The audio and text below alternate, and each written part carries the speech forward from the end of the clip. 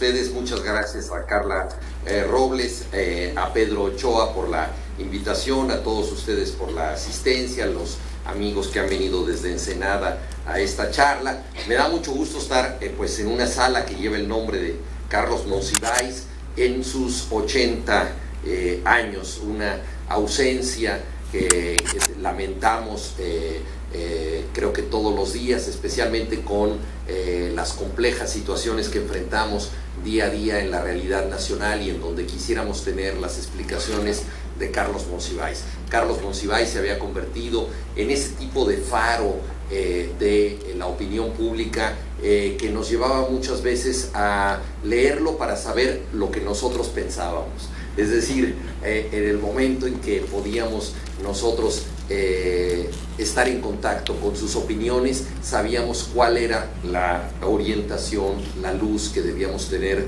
sobre un tema determinado. Entonces esta ausencia es cada vez más significativa, es por supuesto irreparable, pero creo que lo que nosotros podemos hacer es ejercer el papel compensatorio de la memoria para poder rendirle tributo a su legado, que es amplísimo. Carlos Monsiváis es un escritor que desde un principio preconizó que una de las cosas que eran importantes en la literatura era el papel significativo del sentido del humor. En 1958 él prepara una muy amplia antología de la poesía mexicana del siglo XX. Él y José Emilio Pacheco son dos muy jóvenes autores, entonces ya muy eruditos, y se hacen cargo de revisar la literatura mexicana.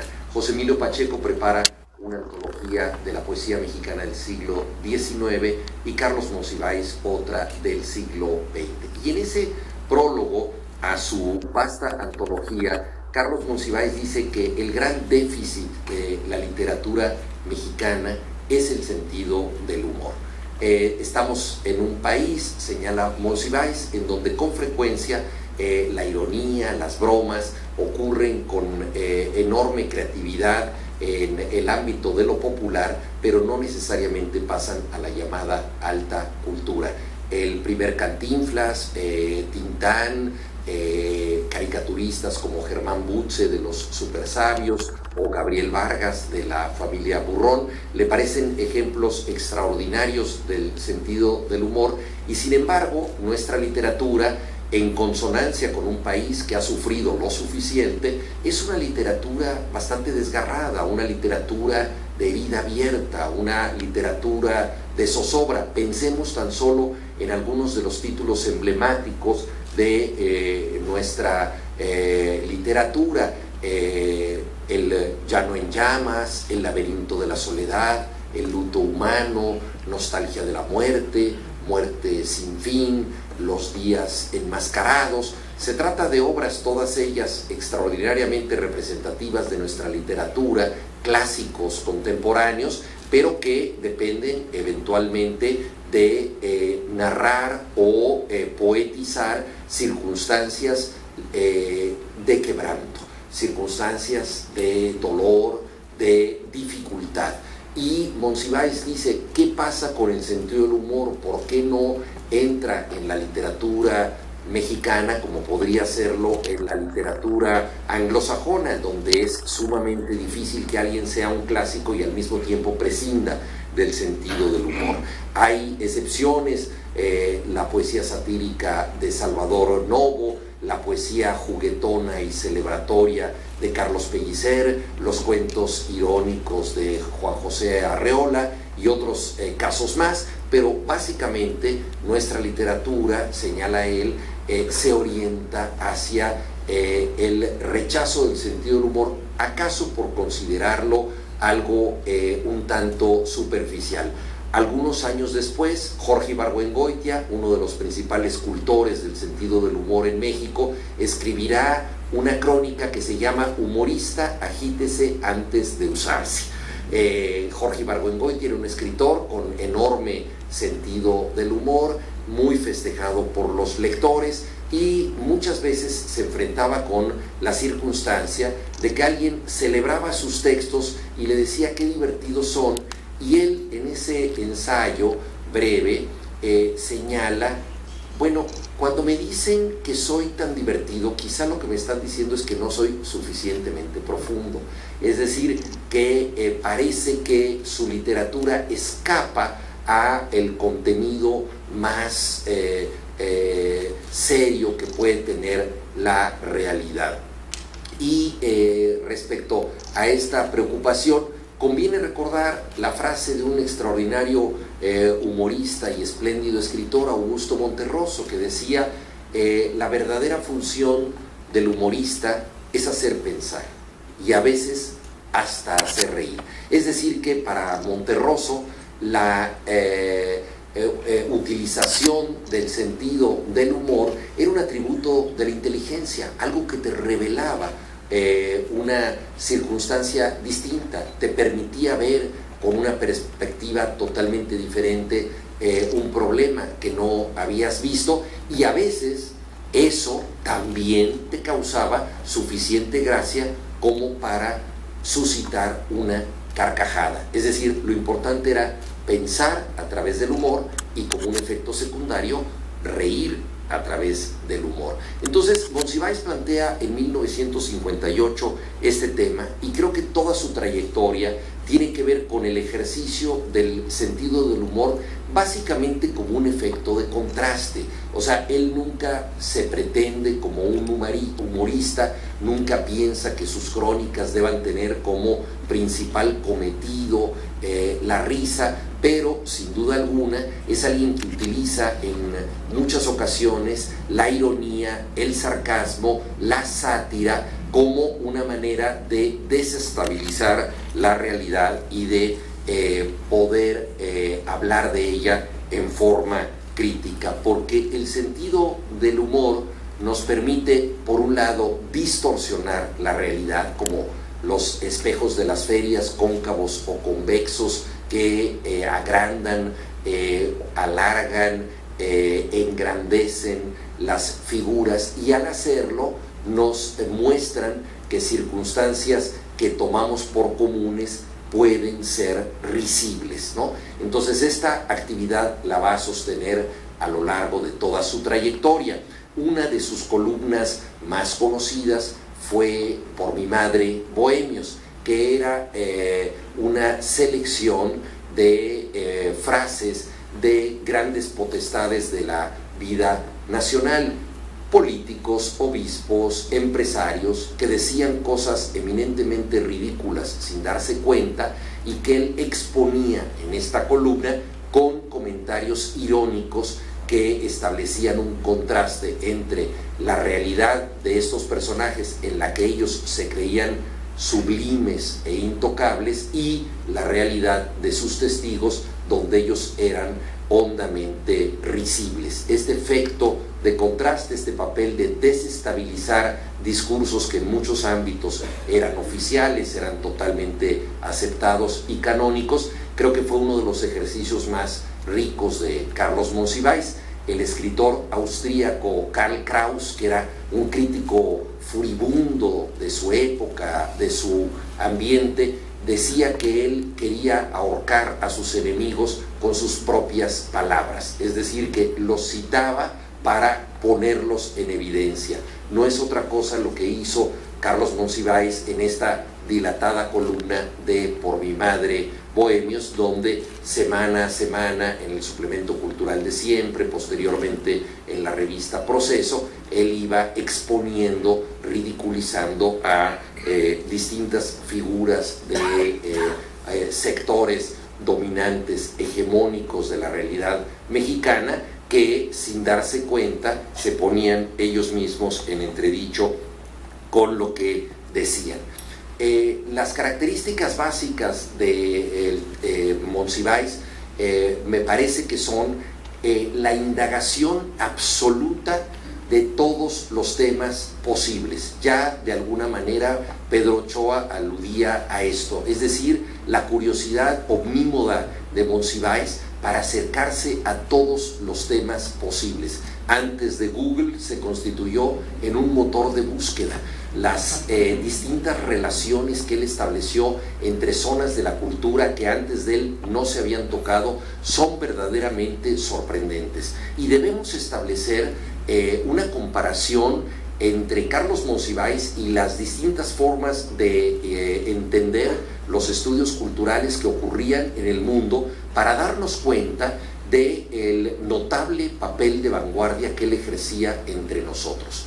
En 1955, cuando él contaba escasamente con 17 años, escribía simultáneamente de el músico cubano Bola de Nieve y de poetas modernistas como Rubén Darío o Amado Nervo. Es decir, que con enorme soltura tocaba en la prensa temas que podían tener que ver con la cultura popular, Bola de Nieve, o con la alta cultura, Rubén Darío.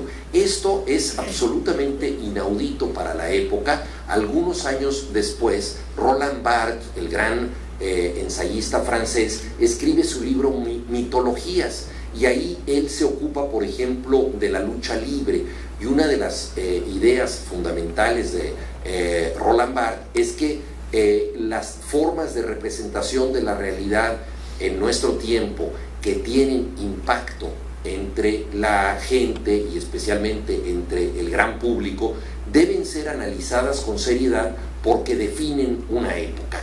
¿Cómo vamos a conocer nosotros lo que somos si no entendemos cómo se divierte la gente en nuestra época? Remontémonos al mundo maya o al Imperio Romano. ¿Podemos realmente entender a los mayas o entender a los romanos si no sabemos cómo se divertían? Creo que no. Este es uno de los elementos esenciales de la comprensión cultural de una época. Saber cómo delegan sus emociones, su sentimentalismo, su capacidad de entretenimiento. Entonces, Roland Barthes se ocupa, por ejemplo, de la lucha libre, que él llama el catch, que es como se le dice en Francia. Antes que él, ya Carlos Monsiváis está metido en esta tarea, 1955, escribiendo de Bola de Nieve. 9 años después de que Carlos Monsiváis emprendiera este tipo de artículos, Humberto Eco escribe uno de los libros que se convertirían en canónicos de los estudios culturales, que es Apocalípticos e Integrados. Ahí el gran ensayista italiano decide establecer dos tipos de actitudes extremas ante la cultura de masas. Los apocalípticos, que son aquellos que niegan todo lo popular, es decir, que defienden a pie juntillas la alta cultura y que consideran que cualquier intromisión proveniente de la artesanía, proveniente de las tradiciones populares, proveniente de la cultura de masas, es una vulgarización de lo cultural. Esos serían, digamos, los apocalípticos, asustados ante la amenaza de la tradición popular. Y por otra parte, los integrados, el extremo opuesto, que serían los indiferentes y que consideran que todo es igual, es decir, que escuchar un bolero es exactamente lo mismo que escuchar una sinfonía de Silvestre Revueltas o de Dmitri Shostakovich, y que no hay diferencia entre lo oculto y lo popular y que todo debe ser asimilado del mismo modo. Por supuesto que a Humberto Eco ambos extremos le parecen negativos, es decir, el extremo que expulsa lo popular y el extremo que lo asimila en forma indiscriminada. Esto va a ocurrir 9 años después de que con toda soltura Carlos Monsiváis ya haya estado escribiendo de estos temas, estableciendo trasvases entre lo oculto y lo popular, con distintos grados de análisis que me parece que son precursores no solamente de los estudios culturales en nuestro idioma,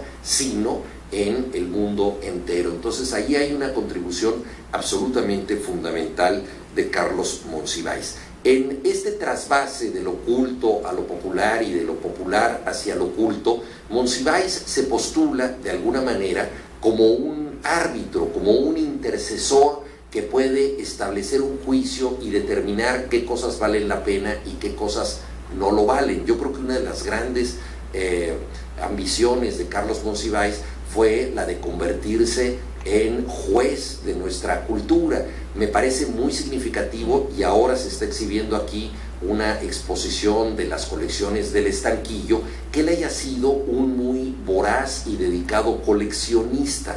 Esto forma parte también de su trayectoria intelectual.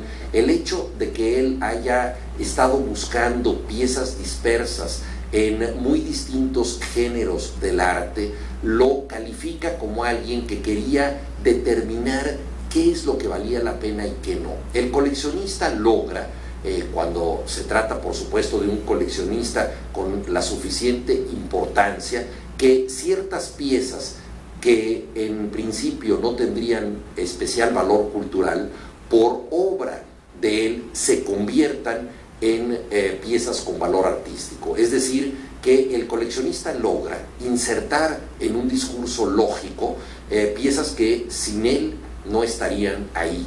Monsiváis coleccionó artesanías, fotografías anónimas, periódicos antiguos donde había caricaturas que no habían recibido atención previa, y todo este enorme acervo logró tener una importancia gracias a la mirada con la que él articuló todos esos documentos. Entonces es muy importante también su labor como coleccionista para establecer un juicio de cuál es nuestra realidad. Hay muchas cosas que hoy en día nosotros valoramos exclusivamente porque Carlos Monsiváis se fijó en ellas. Su papel como intercesor y árbitro de la cultura, y sobre todo como alguien que podía medir el valor de lo popular y sobre todo de lo popular que podía convertirse en alta cultura, fue tan grande que él era prácticamente un tribunal de una sola persona. En alguna ocasión le pregunté al director del Instituto Nacional de Bellas Artes, entonces Gerardo Estrada, cómo decidía él que una figura de la tradición popular pudiera ser velada en Bellas Artes, la funeraria más exitosa de nuestro país, en donde van a dar las grandes potestades de la cultura, y no todo mundo tiene acceso a eso. Es decir, cuando muere Juan Gabriel, pues evidentemente nadie puede poner en entredicho, salvo algunos cuantos excéntricos, la importancia que tuvo para el sentimentalismo mexicano y para la canción romántica y la música popular. Es decir, se trata ya de una figura de estatus legendario, pero hay otras que no tienen la misma relevancia. Entonces, al preguntarle yo a Gerardo Estrada cómo decidía él que alguien pudiera merecer este homenaje, me dijo, sin vacilar, muy sencillo, le hablo a Carlos Monsiváis. Es decir, era el tribunal de una sola persona que podía establecer qué es lo que valía la pena desde lo popular para ser valorado como algo que tuviera valor en la alta cultura. Entonces, esto me parece que es muy significativo, porque Monsiváis luchó mucho para constituirse en ese juez alterno de la cultura mexicana. Y digo juez alterno porque nunca tuvo un cargo público, nunca formó parte, digámoslo así, de una plataforma que se dijera vamos a establecer el Consejo de la Crónica Oficial de México, en donde haya un grupo de gentes coordinadas por Carlos Monsiváis. Para nada, fue tribunal de una persona, o si se quiere, agencia de prensa de una persona, porque otra de las características de Carlos Monsiváis fue lo prolífico de su escritura, la capacidad de cubrir prácticamente todos los acontecimientos posibles. Era extraño que algo le fuera ajeno. Una de las pocas áreas de las que no se ocupó y que dejó libres para algunos cronistas que llegamos después fue el fútbol, pero yo recuerdo que en alguna ocasión le preguntaron qué opinaba él de los penales, esta circunstancia dramática de la vida nacional cuando nuestra selección tiene que enfrentar una definición en series de penaltis, y entonces recordamos que entre los muchos dioses